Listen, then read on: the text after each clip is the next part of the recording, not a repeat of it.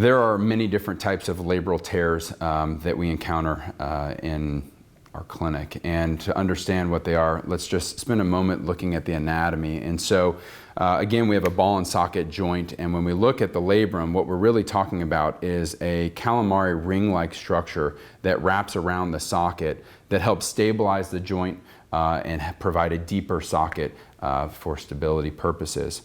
And when we talk about shoulder dislocations, when the ball comes either out the front or the back of the shoulder, we're really talking about tears of the front and back of the labrum. And those are the ones that we may consider for things like Bankart repairs and that type of labral repair.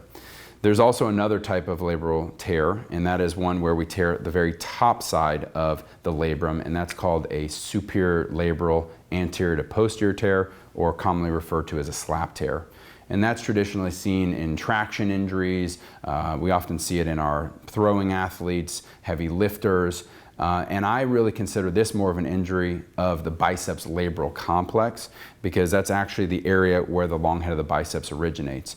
And so when we talk about management of that, for our younger patients that ultimately may fail conservative treatment, we may consider the role of a slap repair.